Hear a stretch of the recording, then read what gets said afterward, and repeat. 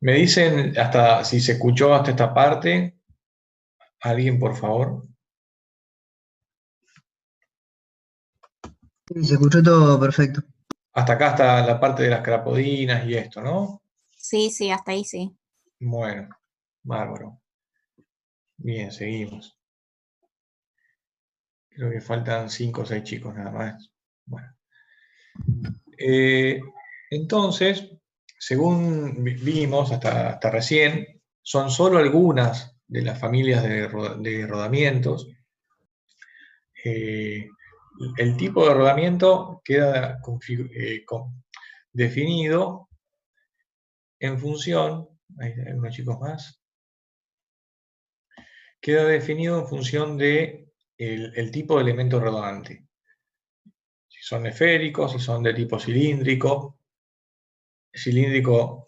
de un radio o de un diámetro chico, de rodillos a rótula, disculpen, conos a rótula, rodillos cónicos. Hay diferentes formas, los elementos rodantes, lo cual deriva en diferentes tipos de rodamiento.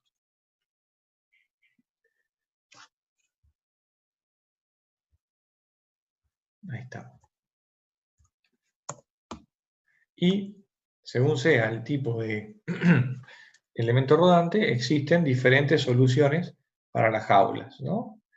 Hay también para diferentes formas de elementos rodantes, también hay diferentes materiales para las jaulas. Son de acero, de poliamidas, de latón. Hay diferentes soluciones y formas como las que se representan en este cuadrito acá a la derecha. Perdón, Jorge, que no se está grabando la clase. A ver, gracias, asistente. Gracias. No, a vos. A veces me supera la tecnología, che. Parezco de madera. Lo peor de todo es verte la cara, ¿eh? Les puedo asegurar que esa es la peor parte de esta forma de dar la clase.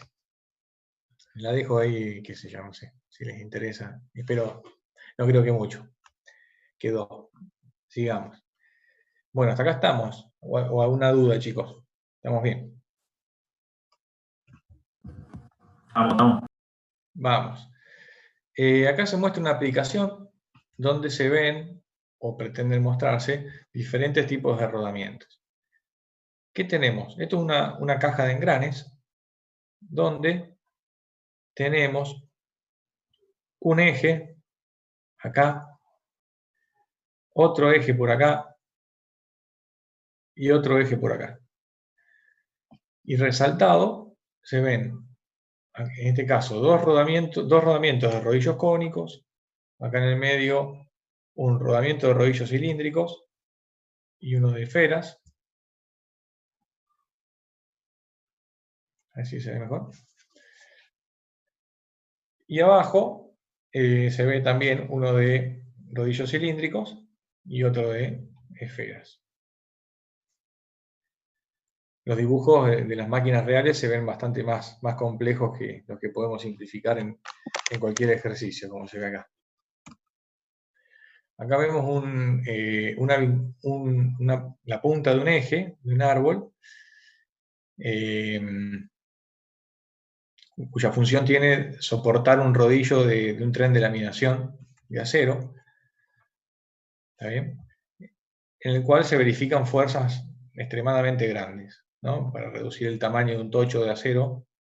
Ya lo van a ver en industrias, después de esto también Industrias 1, después de mecanismos, digo, creo. Y se llevan unos ladrillos, le llamo, unos pedazos de hierro que miden, no sé, 20 centímetros a un espesor, digo, a chapas de 2 milímetros, haciéndolos pasar por rodillos que van comprimiendo el material. Estamos hablando de acero. Entonces, las reacciones de vínculo son tan grandes que se disponen rodamientos de múltiples hileras de elementos rodantes.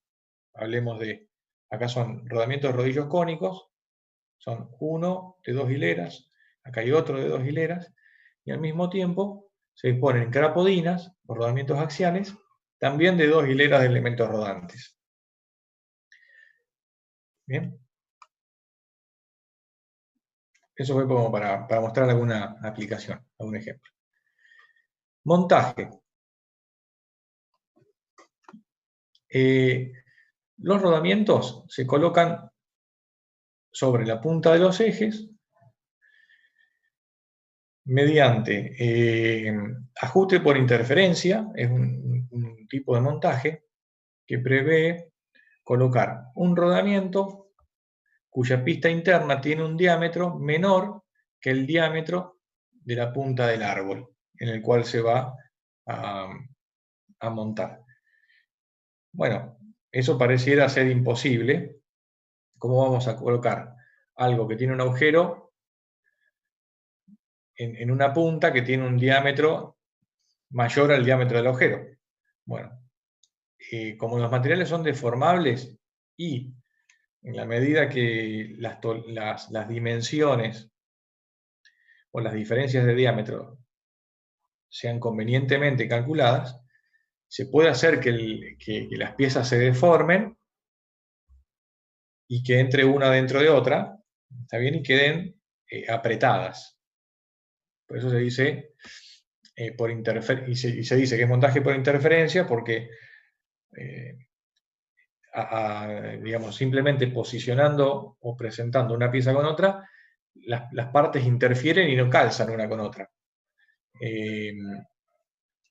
No obstante, cuando eventualmente se le aplica una fuerza, como se ve acá en el grafiquito de la derecha, a través de un dispositivo, puede hacerse que en la pista del rodamiento se deforme y termine calzando con la punta del eje y queda el sistema apretado y vinculado.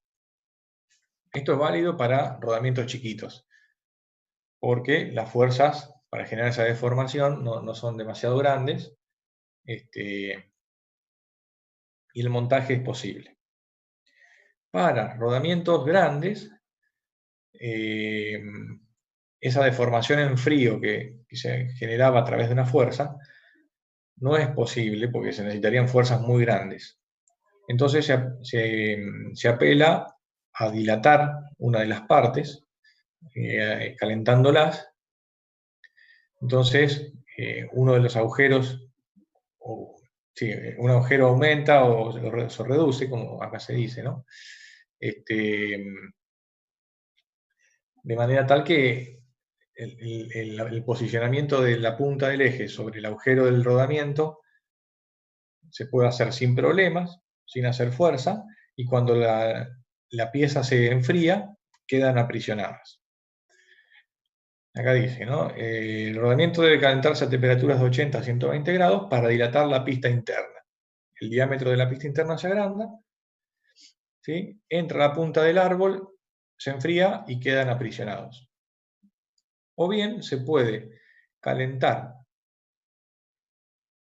el alojamiento de la estructura para que se agrande el diámetro y pueda entrar el rodamiento dentro del alojamiento, y cuando se enfría, el alojamiento aprieta la pista externa del rodamiento. Es decir, se calienta esto, se agranda el diámetro, entra el rodamiento y cuando se enfría queda apretado. Eso es por interferencia. En algunas soluciones esto no es suficiente y se requieren accesorios de montaje adicionales. El más común de todos, o uno muy común, es el de tuerca y arandela. Básicamente, ¿qué pasa acá? Tenemos el muñón del árbol, acá arriba, con un ranurado longitudinal. También tiene un roscado, ¿sí? Tenemos por otro lado una arandela, que tiene una pestañita en el diámetro interior, ¿sí? Acá está el rodamiento, y acá hay una tuerca.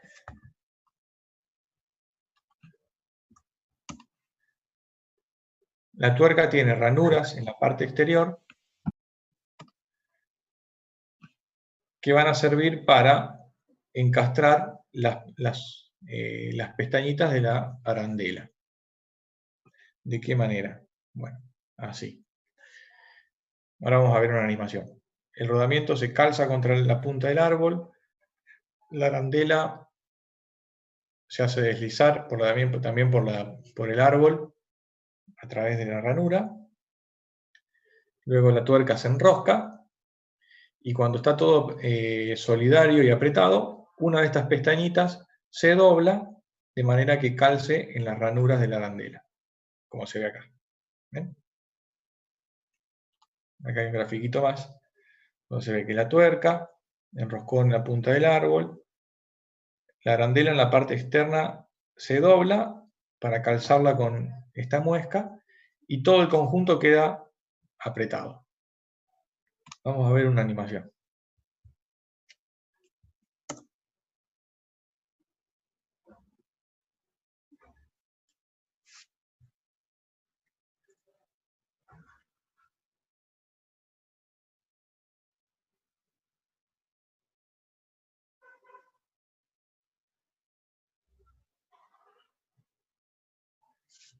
¿Se vio? Se vio. Buenísimo. Lo van a tener para volver a verlo si quieren, esa presentación. Hay soluciones parecidas, pero bueno, que simplemente hacen uso de piezas accesorias y algún tipo de tornillería. Esta es la punta del árbol, el rodamiento y el alojamiento donde se va a ubicar el rodamiento. ¿Qué pasa? Se posiciona el rodamiento en el árbol con un disco, con un agujerito y con un tornillo. Se aprieta la pista interna contra el resalte del árbol y esto queda rigidizado. Luego, todo el conjunto se pone dentro de un agujero mayor en la bancada y una tapa, nuevamente ayudada por un tornillo, cierra el vínculo o cierra el dispositivo. Acá abajo hay otra solución. Esta es más difícil de ver, pero ¿qué pasa? Este es el árbol, el rodamiento en este caso de rodillos cónicos. La parte externa que hace contacto con la pista exterior del árbol tiene un roscado sobre el cual se enrosca una tuerca de roscado exterior. Bien, la tuerca de roscado exterior, la tuerca de roscado interior es esta, ¿no? Esto es una rosca interior. La que estábamos viendo en la imagen de antes, la rosca la tiene afuera. De manera que enrosca sobre otra pieza que tiene un roscado interior. Bien. Llega hasta una posición, aprieta, todo este conjunto termina apretando contra este resalte. Y luego con un tornillo se le pone un accesorio que fija la tuerca para que no se desenrosque. Se le llama aro roscado. No es más que tuerca de rosca exterior. Hay otro dispositivo de montaje que son los manguitos cónicos. Acá este ya lo vimos, este lo vimos antes, tuerca y arandela. Esta es otra solución donde la tuerca, en lugar de roscar sobre el eje, rosca sobre un accesorio que tiene forma de cono, que es esto que se ve acá, que es esto también. Ese accesorio que tiene forma de cono se lo hace encastrar contra la pista interna del rodamiento, que también tiene forma cónica. Entonces, se posiciona el conjunto y se hace girar la tuerca. En la medida que la tuerca se ajusta, este manguito cónico se acuña por su forma de cono y queda todo el conjunto solidarizado, es decir, vinculado. Una vez que la rosca llega y hace tope, hay una arandela, como la que habíamos antes, cuya pestaña se dobla y queda el conjunto trabado. ¿Bien? Acá hay un chat. Carlos. Ok. El conito tiene un corte longitudinal que le da flexibilidad diametral. Esto le da la posibilidad de adaptarse a distintos diámetros, dentro de ciertos límites, a distintos diámetros de ejes, y en la medida que la rosca lo va traccionando, el diámetro se ajusta hasta que llega a un límite donde termina siendo tope con la pista del rodamiento.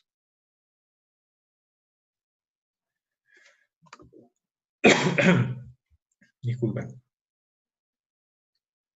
Tengo un chat más, un comentario más. Santiago Vidal. Para los que seguimos hasta el final, ¿esto entra al parcial o al final?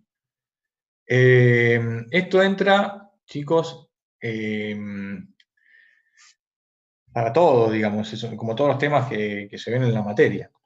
Es decir, está por definirse cómo va a ser la evaluación, pero todos los temas que veamos son sujetos de evaluación de un parcial y eventualmente de un final también.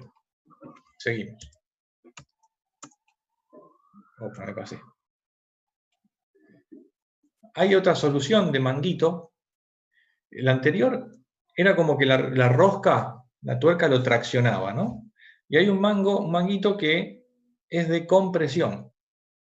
Fíjense, la punta del eje está roscada, este es el manguito, y la tuerca avanza empujando el manguito cónico, acuñándolo contra la pista interna del rodamiento.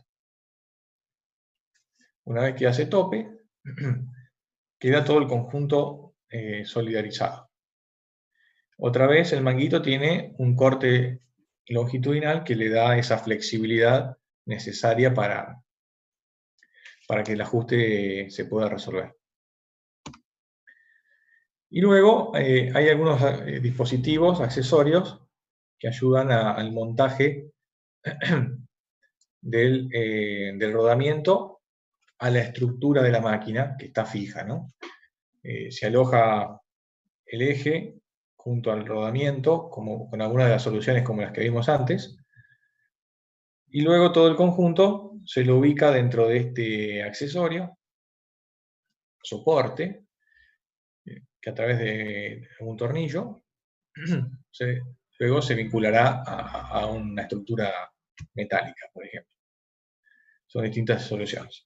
Acá a la derecha se ve un soporte que tiene un agujerito superior y otro inferior, que puede servir para hacer circular lubricante, con algún sistema de los que vimos de lubricación. En términos del montaje de los rodamientos, entra en juego el concepto de montaje isostático para vínculos de primera y segunda especie, que se veía no sé, en los ejercicios de estática. A diferencia de esos casos, acá la viga está girando sobre su propio eje, y eso es posible gracias al rodamiento. No obstante, el vínculo tiene que permitir deslizamiento axial o no, y tiene que poder atender reacciones de vínculo horizontales o verticales. Para lograr el montaje isostático de un rodamiento, por ejemplo, de bolitas, lo que hay que hacer es que la pista externa quede fija a través de una interferencia con otras piezas a ambos lados de la pista. Entonces, el conjunto del rodamiento rígido de bolas no se puede desarmar una pista respecto de otra, por la forma que tiene la pista, que tiene un canal donde se aloja la bolita, etc. Entonces, esto es rígido en sí mismo. Si nosotros rigidizamos el montaje sobre la punta del eje y al mismo tiempo rigidizamos la pista externa, lo que tenemos es un rodamiento que no permite deslizamiento axial y tampoco deslizamientos o desplazamientos verticales, constituyéndose así en un vínculo fijo. ¿Se vio? Al contrario, un rodamiento rígido de bolas, como el anterior, se puede convertir en un vínculo móvil en la medida que dejemos liberada la pista externa a la posibilidad de desplazarse en forma axial.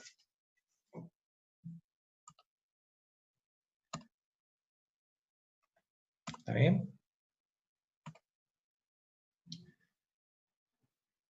Acá hay un montaje isostático de un rodamiento de rodillos a rótula. A la derecha vemos que la pista exterior está trabada a ambos lados. No sé si se ve la manito del cursor o no. Cuando hago zoom no puedo mostrar el puntero. Estoy mirando la parte de arriba del dibujo. La pista externa está trabada a la derecha y a la izquierda. Luego, por la configuración del rodamiento, y como soportaba cargas axiales, este conjunto no se puede desarmar. ¿Está bien? Entonces, si aparece una carga axial, este rodamiento izquierdo, vínculo fijo, ejerce una reacción opuesta. En cambio, el vínculo de la derecha, que es el vínculo móvil, tiene en la pista externa una luz hacia los lados, un huelgo, dentro del cual se podría desplazar el vínculo en el caso de que existiera algún tipo de deformación. Esto hace que tenga la posibilidad de desplazarse axialmente este vínculo, no así vertical. Por eso se convierte en un vínculo de primera especie o vínculo móvil.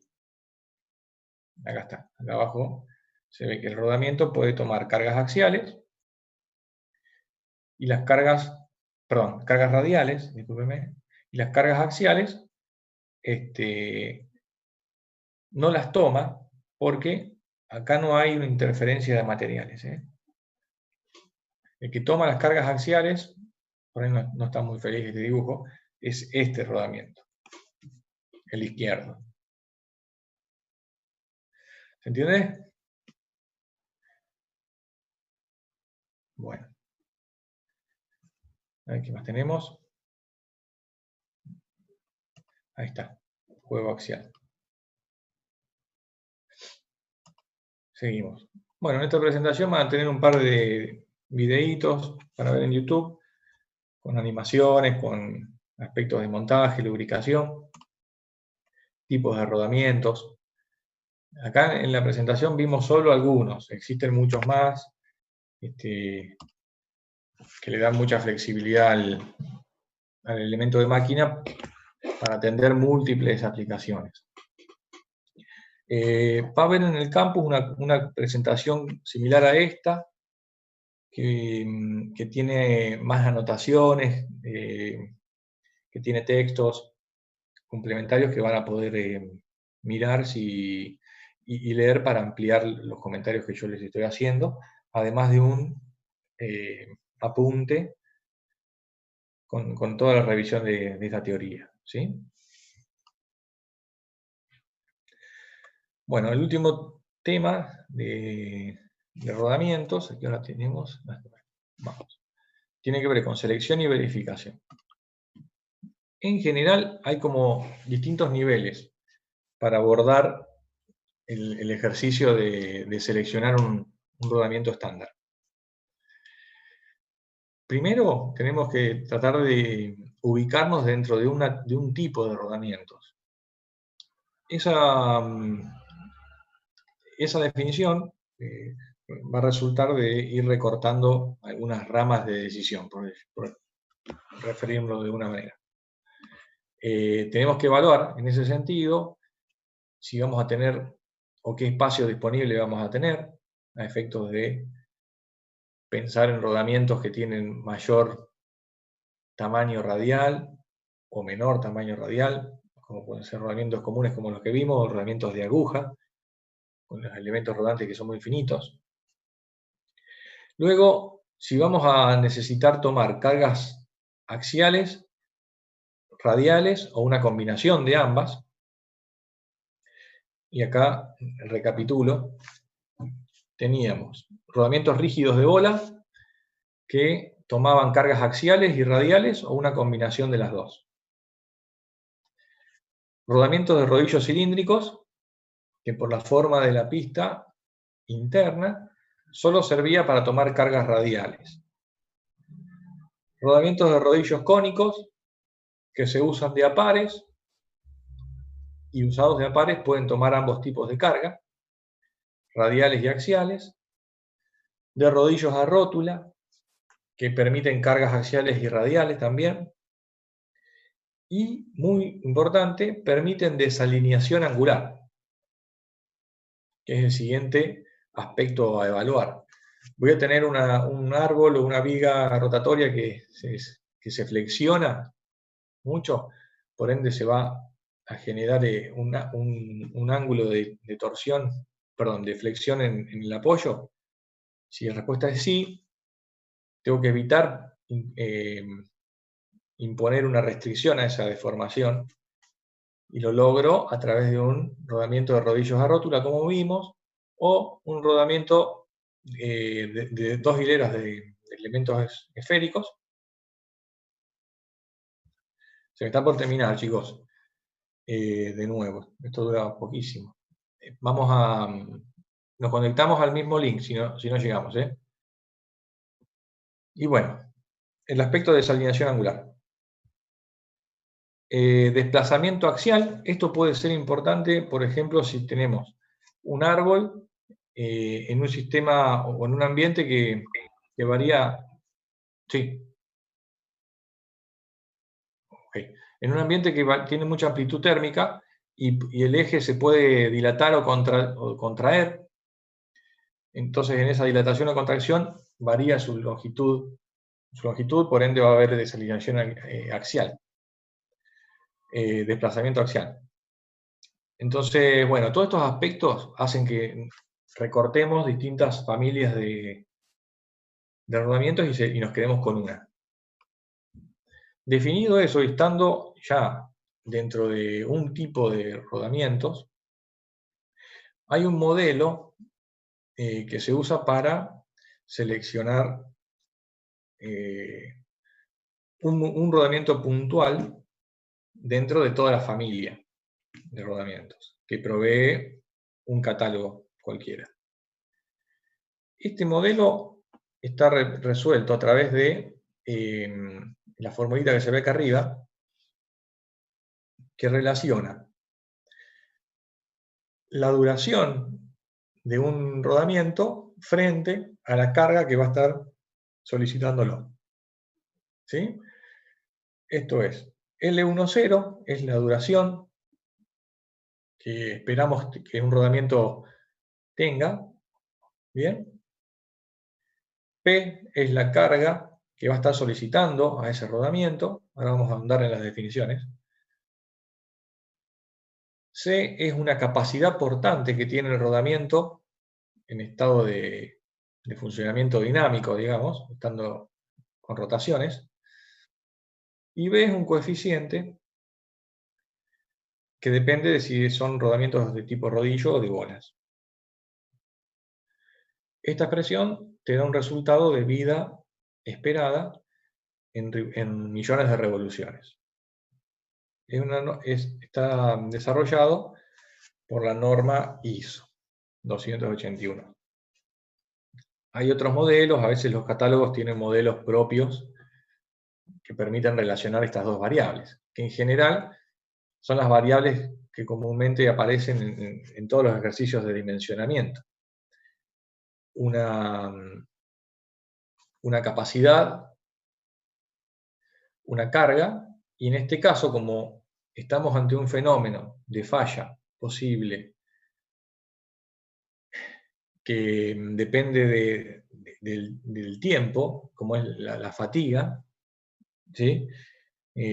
Aparece una tercera variable, que es la vida esperada. La fatiga dijimos que en este caso ocurre indefectiblemente con el paso del tiempo. Entonces, yo tengo que ver que el rodamiento soporte la carga un determinado tiempo. Son las tres variables o tres patas de este modelo. Ahora bien, como dijimos que era el modo de falla era la fatiga, habíamos dicho. Si nosotros tomamos un conjunto de 100 rodamientos y los ensayamos y los ponemos a funcionar ante un determinado estado de cargas, vamos a encontrar que la falla se manifiesta de forma, digamos, irregular, ¿no? O que no todos los rodamientos fallan de la misma manera o en el mismo tiempo.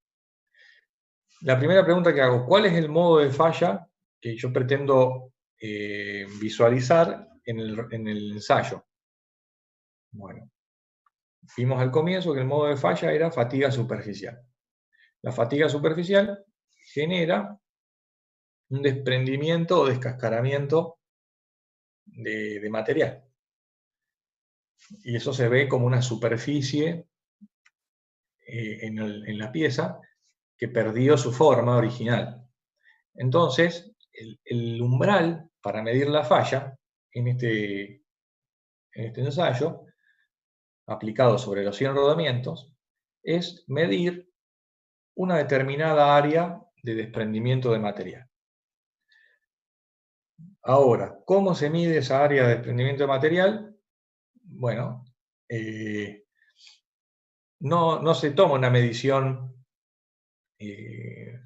digamos, de superficie con algún tipo de instrumento que mida superficie desprendida, sino que se utiliza una variable indirecta que depende del área de material desprendido. Esa variable que depende del área de material desprendido son las vibraciones. Cuando un rodamiento empieza a desprender partes por picadura, empiezan a aparecer ruidos. Y un ejemplo muy claro es si tuvieron alguna vez un auto cuyos rulemanes o rodamientos se hayan dañado. Cuando eso ocurre dentro del habitáculo del auto, es casi imposible estar por el ruido que se produce. Cuando el auto va a 100 kilómetros, el ruido que producen los rulemanes es elevadísimo. Lo digo por experiencia propia, me pasó. Y ese ruido es propio de una onda de presión que se genera por una vibración en el rodamiento. Entonces, indirectamente por vibraciones se puede diagnosticar un nivel de desprendimiento de material. Entonces así se ensayan 100 rodamientos y se ve que ese nivel de vibraciones se manifiesta en distinta cantidad de ciclos para cada rodamiento. Llevando y haciendo un histograma de casos cuya vida haya sido menor que un determinado valor, se resuelve y se encuentra una figura como esta, ¿bien? Que después se ajusta por algún método de estadística a algún tipo de distribución estándar que termina dando como una distribución de tipo Weibull. ¿Sí? Este es el caso de una distribución de vidas esperadas para rodamientos cónicos de una determinada marca. Ahí está puesta, Stinkham. Así, la duración pretendida de un rodamiento se especifica con un determinado nivel de confianza. Es decir, dada la carga P, espero que el rodamiento dure una determinada cantidad de ciclos con un 90% de confianza. Esto es, llevado a este gráfico, el L10 es la vida que pueden soportar al menos el 90% de los rodamientos puestos a funcionar bajo este determinado estado de carga P. ¿Se entendió? La capacidad de carga dinámica es un parámetro de catálogo propio de cada rodamiento y se lo define como la carga combinada P que genera una vida esperada de 1.000.000 de revoluciones. Ahora la vamos a ver para entenderlo mejor. Acá hay una reconversión de esta misma expresión para llevar la vida a horas, cuando la velocidad es constante, y se despeja un C mínimo que es a efectos de poder hacer los trabajos prácticos o los ejercicios. Para entender el concepto que acabamos de ver recién, supónganse que tenemos una carga P, y ahora les digo qué es la carga P, igual a un valor C. Primero les explico esta curva, disculpen. Esta curva es una representación conceptual de lo que pasa con la duración del rodamiento en la medida que varían las cargas aplicadas. Supónganse que tengo P igual a un valor C. El comportamiento de los rodamientos hace que en promedio, para ese valor C, voy a garantizar 1.000.000 de revoluciones.